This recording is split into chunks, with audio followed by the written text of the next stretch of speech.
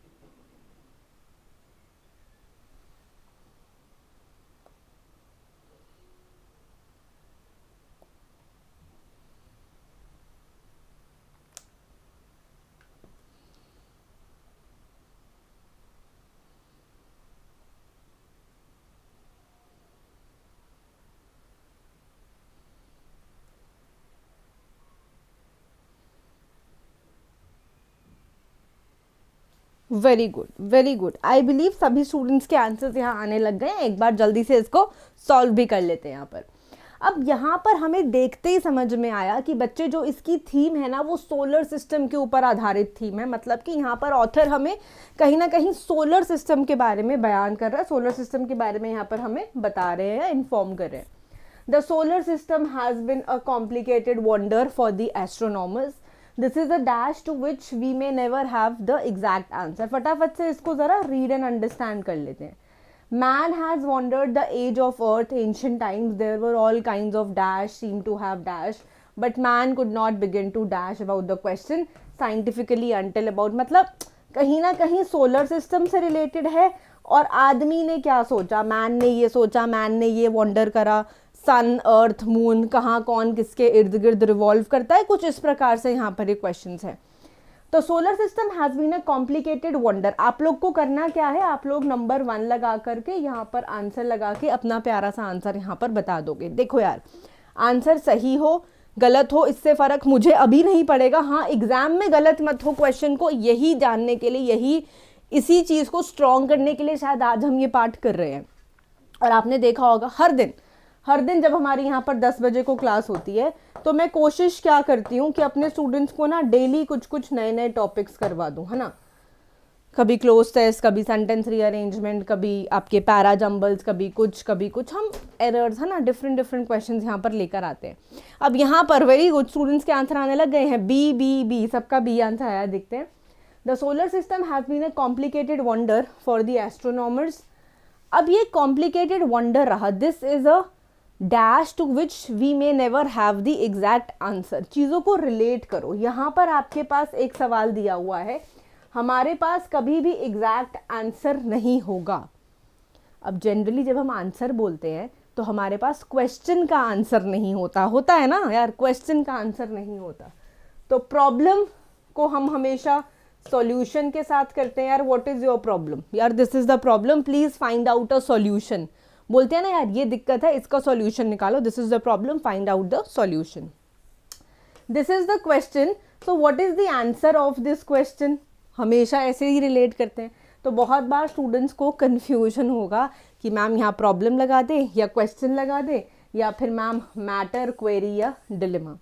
Dilemma का मतलब होता है जब भी आप बहुत ही ज़्यादा कन्फ्यूजन है ना, कन्फ्यूजन में है या फिर एक कन्फ्यूज्ड स्टेट में है, बैफिल्ड स्टेट में है। जब आप क्वेरी, जब आपका कोई डाउट होता है उसको आप क्वेरी बोलते हो, जब आपका कोई डाउट होता है। और नेक्स्ट है मैटर, मुद्दा क्या है, what is the issue, what is the matter. The solar system has been complicated wonder for the astronomers. This is a question to which, ये एक क्वेश्चन है, this is a question to which we may never have the exact answer. हमारे पास कभी exact answer होगा ही नहीं। चलिए very good, चलते हैं नेक्स्ट क्वेश्चन पे।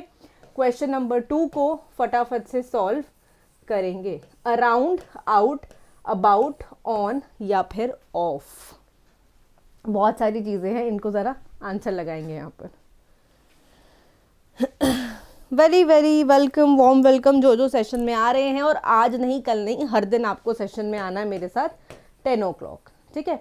10 o'clock मैं आपको लाइव दिखती हूँ YT पर, और 12 PM पर, जी हाँ 12 PM पर मैं आपको स्पेशल क्लास में दिखती हूँ एवरी डे। चलिए जल्दी डिस्कस करेंगे इसका answer. Man has wondered, man ने ये हमेशा ही सोचा है, dash the age of the earth, dash the age of the earth. Age of the earth क्या है, अराउंड, आउट, अबाउट, ऑन या फिर ऑफ। जब भी आप ऑफ करते हो जनरली क्या बोलते हो, व्हाट डू यू से, यू ऑलवेज से यार स्विच ऑफ द लाइट, है ना, switch off the light, turn on the light, turn off, switch off, इसी तरीके से बोलते हो ना चीज़ें। या फिर ऑफ कर देना, किसी चीज़ को ख़त्म कर देना, क्या बोलते हो, called off, they called of their relationship. तो यहाँ पर ये एक फ्रेजल वर्ब की तरीके से काम करेगा। यहाँ पर आ गया कॉल्ड ऑफ, यहाँ यूज़ करा। ऑन क्या बताता है, ऑन आपको एक जगह की पोजीशन बताता है, पोजीशन ही तो बता रहा है, अब ये प्रेपोजिशन है। यहाँ पर आपने देखा कि आपके पास जो भी प्यारे प्यारे से यहाँ पर ऑप्शंस दिए हुए हैं, ये ऑप्शंस किसके ऊपर बेस्ड हैं? ग्रामर के ऊपर बेस्ड ऑप्शंस हैं। हो सकता है ये कोई नाउन का ऑप्शन हो सकता है ये कोई प्रेपोजिशन, कोई एडवर्ब, कोई एडजेक्टिव, है ना। तो वो तो तभी समझ में आएगा जब हम क्वेश्चंस को पढ़ेंगे, रीड करेंगे, अच्छे से देखेंगे। तो क्योंकि ये ग्रामर बेस्ड ऑप्शंस हैं, प्रेपोजिशनल ऑप्शंस हम यहाँ पर देख रहे हैं, तो ये हमने यहाँ पर फिगर आउट करा, नोट डाउन करा कि कहाँ पर किसका यूज अच्छे से यहाँ पर हो रहा है। ठीक है जी। अराउंड का मतलब क्या होता है? जब भी आप किसी के इर्द गिर्द घूम रहे हैं, है ना। अगर मैं बोलूँ यार the cat is moving around the chair, cat हमेशा चेयर के इर्द गिर्द घूम रही है। साथ साथ मैं आपको इन ऑप्शंस के मतलब भी समझा रही हूँ, which is very important. Very good, answers भी स्टूडेंट्स ने यहाँ लगाने शुरू कर दिए हैं। वेरी गुड, बहुत अच्छा। और साथ साथ मैं आपको मीनिंग समझा रही हूँ। अराउंड मतलब इर्द गिर्द, आउट मतलब बाहर जाना, just move out, get out, बाहर जाओ, है ना। तो यहाँ पर क्या है? मैन हैज वंडर्ड आउट, क्या हो जाएगा? वंडर्ड आउट हो जाएगा, या मैन हैज क्या होगा? जल्दी से आंसर्स लगाएंगे। वेरी गुड, मैन ने क्या सोचने की कोशिश करी है? मैन हैज वंडर्ड आउट नहीं होता, वंडर्ड अबाउट होता है। Man has wondered about the age of the earth. फिर हमारे पास है number 3, about the age of the earth dash ancient times. या तो आप बोलोगे since ancient times, during, around, from या एट। फ्रॉम हमेशा शुरू करते हो आप एक पर्टिकुलर पॉइंट से, like from this to this, है ना। I will see you at hospital, किसी जगह पर। I will see you eight hotel. So from A to Z बोलते हैं ना यार, pick me up from this end drop me to this. So from के साथ आप टू का इस्तेमाल जरूर करते हो। यहाँ पर हमारा मेन मुद्दा एक तो है कि हम आंसर्स को यहाँ पर सही फिट करें, दूसरा मेरी रिस्पॉन्सिबिलिटी है कि मैं आपको एक एक चीज़ का मीनिंग समझाऊं, साथ ही में बताऊं कि वो आप कैसे चीज़ों को यूज़ कर सकते हो, यूजेज के पर्पज से वो कितना इंपॉर्टेंट है ये भी यहाँ जानते हैं हम। ठीक है, चलिए। So man has wondered about the age of the earth since the ancient times. Since यहाँ पर हमारे पास आ जाएगा, सिंस एंशिएंट टाइम्स। क्यों?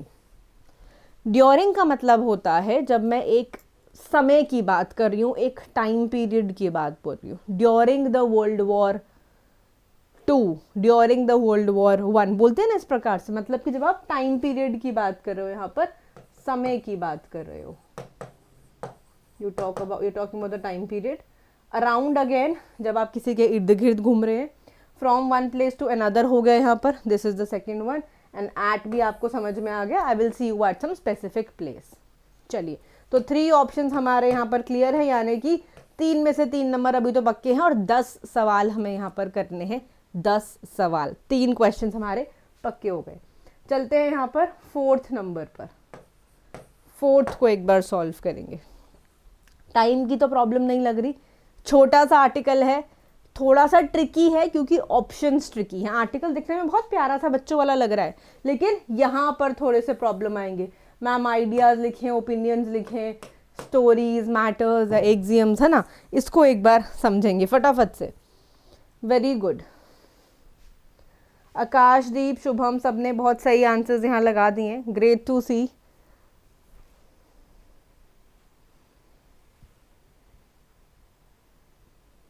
वेरी गुड, सब लोग यार अटेम्प्ट करो, बस मैं यही चाहती हूँ। सही हो गलत हो मैं बैठी हूँ ना, सिर्फ आप लोग को अटेम्प्ट करना है। अभी तो इतना ही करना है कि अटेम्प्ट कीजिए, दैट्स इट, फटाफट।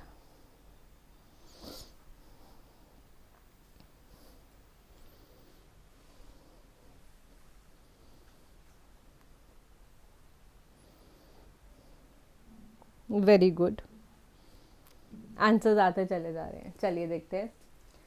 कोई भी आप किसी को आइडिया देते हो, आप उसको अपना एक सजेशन दे रहे हो। यहाँ पर ओपिनियंस में हो गया, आप अपना सुझाव दे रहे हो, है ना। आप आइडिया, आप उसको एक तरकीब दे रहे हो। एक तरकीब दे रहे हो कि भाई तू ऐसे कर ले, तू ऐसे कर ले, तू वैसे कर ले, अपना बड़ा बन के दिखा रहे हो, है ना। ओपिनियंस, यहाँ पर आप उसको कोई सजेशंस या ओपिनियंस दे रहे हो, which is called opinion here. Stories, आप उसे कोई कहानियां सुना रहे हो। मैटर्स यानी कि मुद्दा, इशू क्या है। एक्सियम क्या होता है यार, कोई एक ऐसा रूल, है ना। एक्सियम तो एक्चुअली एक प्लूरल सेंस में यहाँ पर जुड़ा है, सिंगुलर सेंस इसका एक्सियम है। कुछ ऐसे रूल्स या कुछ ऐसे प्रिंसिपल्स जो आप किसी को बोलो यार तू यही फॉलो कर लेना यार, बस यही यही सब कुछ है, you just follow this only, ठीक है। मतलब बहुत सारे लोग उसको बिलीव करें, कुछ ऐसे रूल्स, कुछ ऐसे principles in which basically that most people, है ना, बिलीव करें कि ये सही है, सब लोगों को लगे, मैक्सिमम लोगों को लगे कि ये सही है, तो कुछ ऐसे रूल्स, कुछ ऐसे प्रिंसिपल्स को आप यहाँ पर बोलेंगे कि ये एक्सियम्स हैं, ठीक है। यहाँ तक जी क्लियर है, आगे बढ़े यहाँ से। तो ऑप्शन क्या होगा, वेरी गुड, बहुत सारे स्टूडेंट्स ने यहाँ पे आंसर्स लगाए हैं कि B part is the right answer. आपके ऑप्शन चलते चले जा रहे हैं, देखते हैं जी। बात हो रही है there were all kinds of dash, यार बहुत सारे ना सुझाव थे, बहुत सारे सुझाव यहाँ पर उपस्थित थे, प्रेजेंट थे। There were many kinds of, या फिर there were all kinds of opinions that seemed to have the dash, बहुत सारे kind के opinions थे that seemed to have dash। तो आप आंसर कैसे लगाओगे, नंबर 5th एंड आंसर, इस प्रकार से आंसर लगा के आप लिख दोगे। there were all kinds of dash that seemed to have the dash, that seemed to have the solution, novel, book, answer या issues। यार what is the issue, what is the matter, तुम्हारा मुद्दा क्या है, ठीक है। what is the issue and matter, मुद्दा है क्या, actual मुद्दा क्या है। अब यहाँ पर अगर मैं बोलूँ what is the solution, what is the novel होती है एक स्टोरी, एक किताब जिसमें बहुत सी एक लंबी सी स्टोरी एक कॉन्टिन्यूएशन में लिखी होती है ना, अलग अलग चैप्टर्स के फॉर्म में। आई एम श्योर आप लोगों ने बहुत सारी नॉवेल्स पढ़ी होंगी। चलो, तो अपनी एक फेवरेट नॉवल का नाम यहाँ पर ज़रूर बताना, ठीक है जी। There were all kinds of dash, सभी प्रकार के ओपिनियंस थे, that seemed to have the dash, that seemed to have what, that seemed to have the solution. मैंने आपको क्या बोला था, प्रॉब्लम का सॉल्यूशन होता है। That seem to have the novel, नहीं। That seem to have the book, that seem to have issues, जी नहीं। That seem to have the answers. All kinds, देखो यहाँ पर क्या लिखा है, काइंड्स क्या है, प्लूरल में यूज हो रहा है, ठीक है। तो सॉल्यूशन तो सिंगुलर हो गया। हर बार कहीं ना क्वेश्चन से ही सोच लेंगे कि क्या ये क्वेश्चन का ऑप्शन इसके साथ बन रहा है, अगर बन रहा है वेल एंड गुड, नहीं बन रहा तो वहीं पे उसको वॉइड कर देंगे, चलो जी ये नहीं बन रहा। नॉवल नहीं, ये नहीं, ये नहीं, आंसर्स भी नहीं था, आंसर ही है। लेकिन ऑल काइंड्स ऑफ आंसर नहीं, all that seem to have the answer,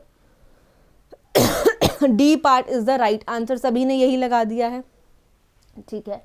अब कह रहा है बट एक कनेक्टर है, but man could not begin to dash. अब कुड यूज हो गया है, कुड एक मॉडल है, कुड एक क्या है हमारे पास प्यारे बच्चों, एक मॉडल है। तो model,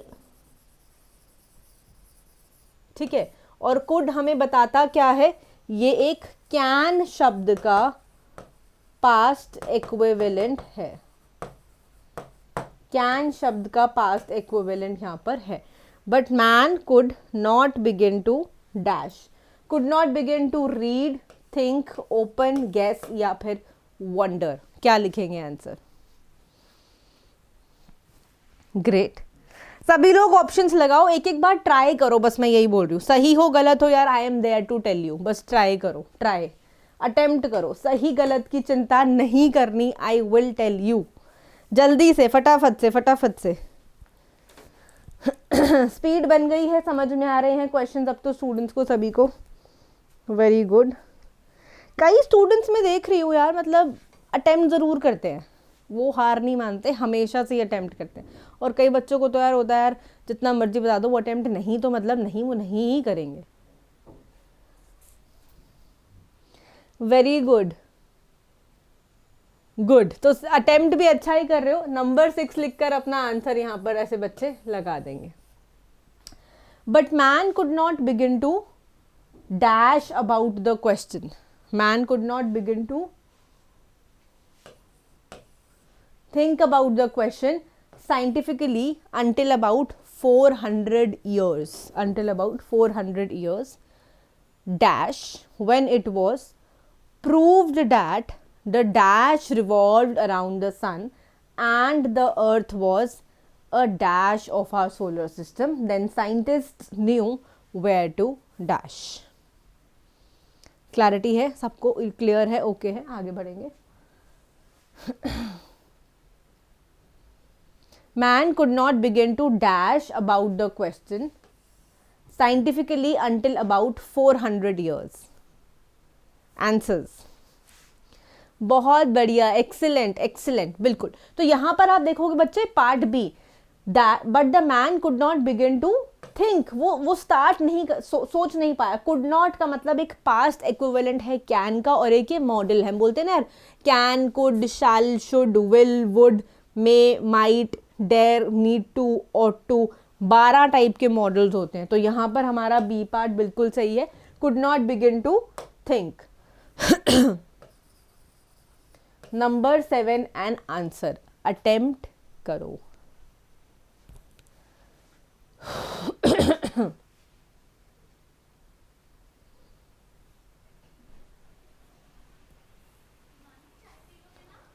Until about 400 years dash,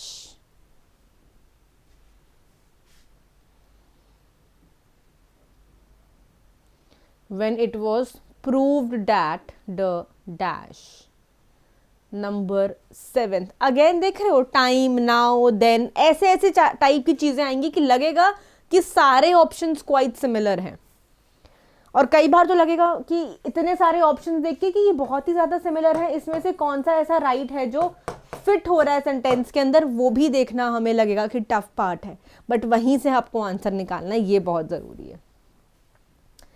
about the question scientifically until about 400 years, 400 years ago ही होगा ना, कभी बोलते हो 400, 400 years then, 400 years time, 400 years now, या फिर ऑनवर्ड, जी नहीं, हमेशा बोलते हो 400 years ago when it was proved that the dash revolved, क्या revolve कर रहा था, when it was proved that the dash revolved,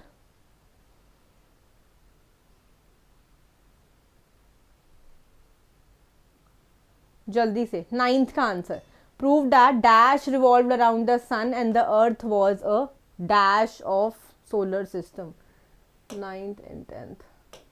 8th का नहीं है ऑप्शन, आप 9th एंड 10th लगाइए, 8th का मैं आपको ऑप्शंस दे देती हूँ। When it was proved that the earth revolved around the sun, अर्थ हो जाएगा, ठीक है ना। अब इसको सॉल्व करेंगे। And the earth was a dash of a solar system, अर्थ क्या था, डिविजन था, मतलब बांटना, डिविजन का होता है भाग कर देना किसी चीज को ना, भाग कर देना, डिवाइड कर देना। ओपनिंग यानी कि स्टार्टर था क्या, वो सेंटर था जो मिडिल पॉइंट होता है, जी नहीं। क्लोजिंग मतलब कि यहाँ पर एंड था, जी नहीं। वो क्या था, वो हिस्सा था, वो पार्ट था। Earth was a part of our solar system. Then scientist knew where to dash, तब साइंटिस्ट को पता था कि कहाँ पर क्या करना है, where to dash. Very good. तो साइंटिस्ट को पता था कहाँ पर खत्म करना है, कहाँ पर सोचना है, कहाँ पर काम करना है, कहाँ पर स्टार्ट करना है, या कहाँ पर बिगिन करना है। Number 10th an answer. तो तब साइंटिस्ट को पता था वेयर टू बिगिन, है ना। साइंटिस्ट को पता था वेयर टू बिगिन, कि भाई स्टार्ट कहाँ से करना है, वेयर टू बिगिन और वेयर टू स्टार्ट, तब साइंटिस्ट को पता था। क्या सभी को यहाँ तक क्लैरिटी है, एक बार मुझे यहाँ तक बताओगे। यानी कि सम और दी अदर वेयर, देखो बच्चों, एक तो टाइप होता है कि क्लोज टेस्ट का, मेरी बात फिर से बोलूंगी, बहुत इंपॉर्टेंट है, ध्यान रखो और अपने जहन में बिठा लो। जब आपके पास क्लोज टेस्ट में आपने देखा कि कुछ वोकैब बेस्ड टाइप्स के आ रहे, कोई कभी कभार क्या होता है आपके पास ना ऑप्शंस के अंदर पेयर भी दिया होता है, ये थोड़ा सा ट्रिकी, जनरली आपको एक क्वेश्चन में सिंगल ऑप्शंस ही आएंगे जनरली। कभी कभार मान लो मेंस लेवल पे आप हिट कर रहे हो पेपर को, तो हो सकता है आपको बोले कि प्यारे बच्चों आप ना कोई ऐसा पेयर चूज कर लो जो कि आपके आंसर्स में फिट हो जाए, तो वो पेयर चूज करना। अब पेयर यानी कि 5 चीजें, आपको 5 ऑप्शंस यहां दे दिए गए। फॉर एग्जाम्पल,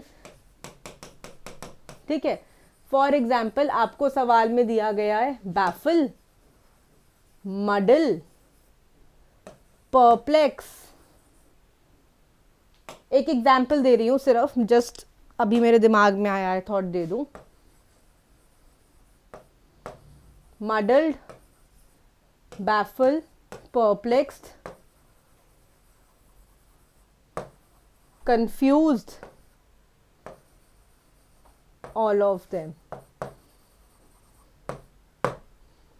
ठीक है, अब देखा जाए अगर आप स्टूडेंट्स को यहाँ पर मीनिंग्स पता है कि आपको लग रहा है मैम 1 2 3 4 ये तो तीनों के तीनों, चारों के चारों मैम क्या हैं, ये तो सिनोनिम्स हैं, तो हमारा ऑप्शन क्या हो जाएगा, ऑल ऑफ द अबव, क्योंकि सारे जो हैं वो एक दूसरे के डिफरेंट मीनिंग्स है। सिनोनिम्स ऑफ वन वर्ड बोलते हैं ना, the other meanings, the different meanings of one word, ये सभी के सभी डिफरेंट मीनिंग्स है।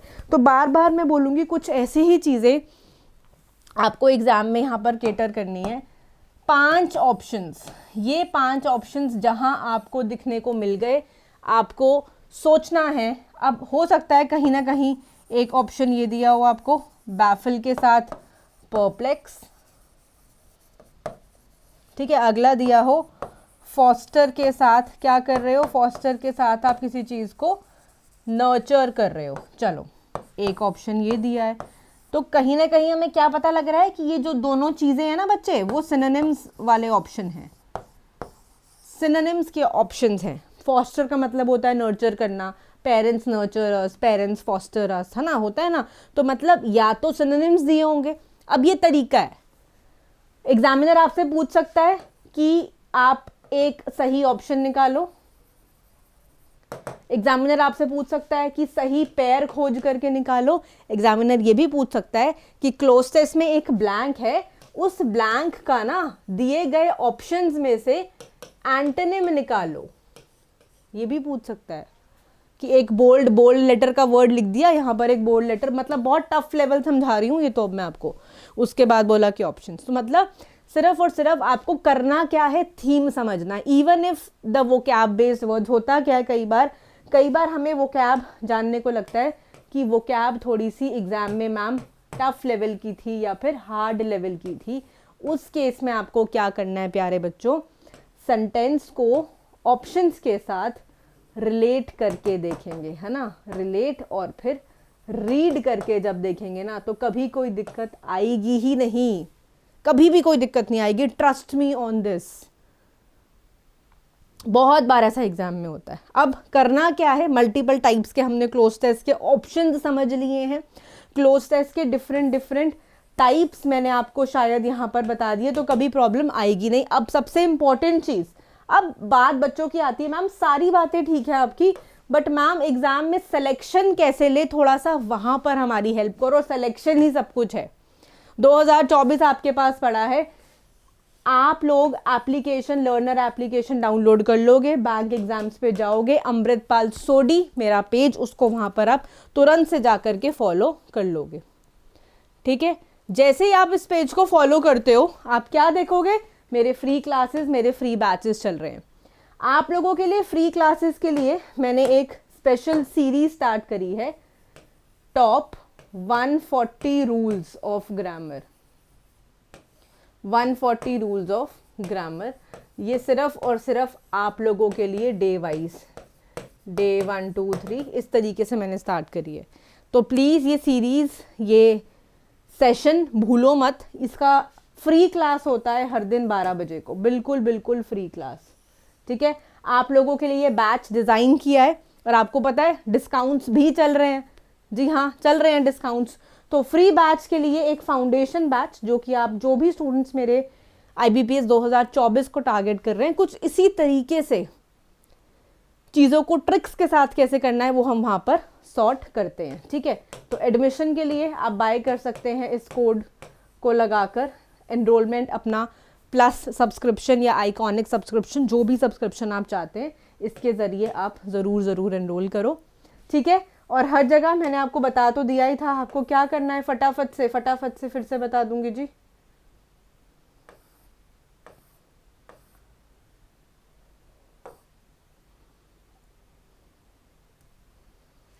यहाँ पर